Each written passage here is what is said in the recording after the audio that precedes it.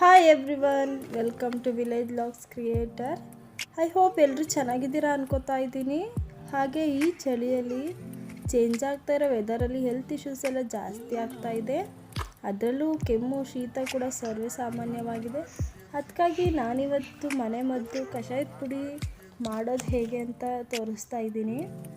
ಹಾಗೆ ಈ ಚಳಿಗಾಲದಲ್ಲಿ ಮಕ್ಕಳಲ್ಲಿ ಪದೇ ಪದೇ ಬರೋ ಕೆಮ್ಮು ಶೀತ ಎಲ್ಲವನ್ನು ಕೂಡ ಸ್ವಲ್ಪ ಮಟ್ಟಿಗಾದರೂ ನಿಯಂತ್ರಿಸೋದಕ್ಕೆ ಈ ಕಷಾಯದ ಪುಡಿ ಸಹಾಯಕ.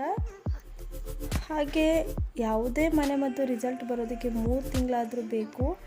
ಡೈಲಿ ನಾವು ಕುಡಿಯುವಂಥ ಕಾಫಿ ಟೀ ಟೈಮಿಗೆ ಈ ಕಷಾಯನ ಮಾಡಿ ಕುಡಿಯೋದ್ರಿಂದ ತುಂಬ ಒಳ್ಳೆಯದು ಆರೋಗ್ಯಕ್ಕೆ. ನಾನು ಕೂಡ ನಮ್ಮ ಮನೇಲಿ ರೆಗ್ಯುಲರಾಗಿ ಈ ಪೌಡರ್ನ ದಿನಕ್ಕೆ 1 ಸರಿ ಆದರೂ ಕೂಡ ಯೂಸ್ ಮಾಡಿಕೊಡ್ತೀನಿ. ನಮ್ಮ ಮನೇಲೂ ಕೂಡ 2 ಮಕ್ಕಳಿದ್ದಾರೆ. ಮಕ್ಕಳಲ್ಲಿ 2 ವರ್ಷಕ್ಕಿಂತ ಮೇಲ್ಪಟ್ಟ ಮಕ್ಕಳಿಗೆ ಕೊಡ್ಬೋದು ಇದನ್ನು. ಹಾಗೆ ನಿಮ್ಮ ಮನೇಲಿ ಏನಾದರೂ ಬಾಣಂತಿಯರಿದ್ದರೂ ಕೂಡ ಈ ಕಷಾಯದ ಪುಡಿನ ಮಾಡ್ಕೊಳ್ಳೋದ್ರಿಂದ ಅವರು ಹಾಲು ಫೀಡ್ ಮಾಡೋದ್ರಿಂದ ಮಕ್ಕಳಲ್ಲಿ ಶೀತ ಕೆಮ್ಮನ್ನು ಕೂಡ ಕಂಟ್ರೋಲ್ ಮಾಡ್ಬೋದು. ಇದು ಎಷ್ಟು ಒಳ್ಳೆಯದು ಅಂದರೆ ಆರೋಗ್ಯಕ್ಕೆ. ನಮ್ಮಲ್ಲಿ ಈ ಎಲ್ಲ ಇಂಗ್ರೀಡಿಯೆಂಟ್ಸು ಕೂಡ ಆ್ಯಂಟಿಬಯೋಟಿಕ್ ಆಗಿ ಕೆಲಸ ಮಾಡುತ್ತೆ ಅಂತ ಕೂಡ ಹೇಳ್ಬೋದು. ಇಂದಿನ ಕಾಲದ ಸಂಪ್ರದಾಯದಲ್ಲೂ ಕೂಡ ಇದು ರೂಢಿಯಲ್ಲಿದೆ ಮನೆಮದ್ದು. ನಾನಿಲ್ಲಿ ಕಷಾಯದ ಪುಡಿನ ಮಾಡೋದಕ್ಕೆ ಅಂತೇಳಿ 5 ದಿನಗಳ ಕಾಲ ಒಣಗಿಸಿರುವಂಥ ಶುಂಠಿನ ತಗೊಂಡಿದ್ದೀನಿ. ಹಾಗೆ ಏಲಕ್ಕಿ, ಲವಂಗ, ಮೆಣಸು, ಅರಿಶಿಣದ ಕೊಂಬು, ಚಕ್ಕೆ, ಜೀರಿಗೆ ಹಾಗೂ ಮೆಂತ್ಯನ ತಗೊಂಡಿದ್ದೀನಿ. ನಾವು ಮಾಡ್ತಾ ಇರುವಂಥ ಕಷಾಯದ ಪುಡಿಲಿ ಮೆಂತ್ಯ ಕಾಳು ಮೇನ್ ಇಂಗ್ರೀಡಿಯೆಂಟ್ ಅಂತಲೇ ಹೇಳ್ಬೋದು. ಯಾಕಂತ ಹೇಳಿದ್ರೆ ಕಷಾಯ ಮಾಡುವಾಗ ನಾವು ಪೆಪ್ಪರ್ ಎಲ್ಲನೂ ಬೆಳೆಸ್ಕೊಳ್ಳೋದ್ರಿಂದ ನಮ್ಮ ಬಾಡಿಗೆ ತುಂಬಾ ಹೀಟ್ ಆಗುತ್ತೆ. ಅದನ್ನು ನಮ್ಮ ಬಾಡಿನ ಕೂಲಾಗಿಡೋದಕ್ಕೆ ಮೆಂತ್ಯ ತುಂಬ ಹೆಲ್ಪ್ ಮಾಡುತ್ತೆ.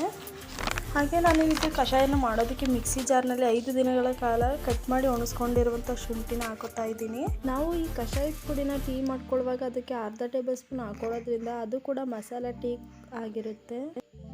ಹಾಗೆ 7 ಏಲಕ್ಕಿ,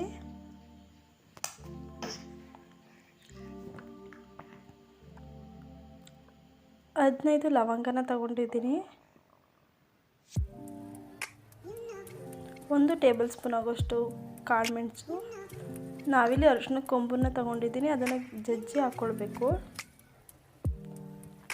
ಹಾಗೆ ಚಕ್ಕೆ, ಜೀರಿಗೆ,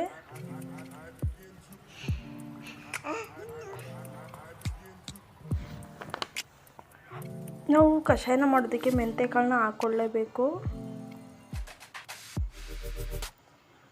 ಕೆಲವೊಬ್ಬರಿಗೆ ಹೀಟ್ ಅಂದರೆ ಆಗೋದಿಲ್ಲ, ಅಂಥವರು ಮೆಂತ್ಯ ಕಾಳು ಹಾಕಿರುವಂಥ ಕಷಾಯದ ಪುಡಿನ ಕುಡಿದ್ರೆ ಯಾವುದೇ ರೀತಿ ಬಾಡಿಗೆ ಹೀಟ್ ಆಗೋದಿಲ್ಲ.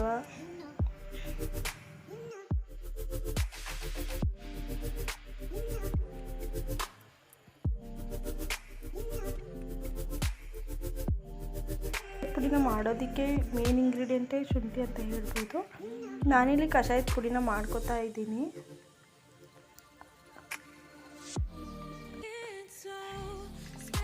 ನೋಡ್ತಾ ಇರ್ಬೋದು, ಈಗ ಕಷಾಯದ ಪುಡಿ ರೆಡಿಯಾಗಿದೆ. ಕಷಾಯದ ಪುಡಿನ ನಾವು ತುಂಬಾ ತರ್ತರಿಯಾಗಿಯೇ ರುಬ್ಕೊಳ್ಬೇಕು. ಸಾಫ್ಟಾಗಿ ರುಬ್ಕೊಂಡ್ರೆ ಚೆನ್ನಾಗಿ ಬರೋದಿಲ್ಲ. ನೋಡ್ತಾ ಇರ್ಬೋದು, ನಾನು ತೋರಿಸ್ತಾ ಇದ್ದೀನಿ. ಹಾಗೆ ಇದನ್ನು ಜಾರ್ನಲ್ಲಿ ಸ್ಟೋರ್ ಮಾಡಿ ಇಡೋದ್ರಿಂದ 3 ತಿಂಗಳವರೆಗೂ ಕೂಡ ಇಟ್ಕೊಳ್ಬೋದು. ಹಾಗೆ ಇದನ್ನು ನಾವು ಕಷಾಯ ಮಾಡ್ಕೊಳ್ಳುವಾಗ ಈ ಥರ ತರ್ತರಿ ಇದ್ದರೆ ಔಷಧಿ ಗುಣಗಳು ಕೂಡ ಕಷಾಯದಲ್ಲಿ ನೀಟಾಗಿ ಬಿಟ್ಕೊಳ್ಳುತ್ತೆ. Thank you for watching.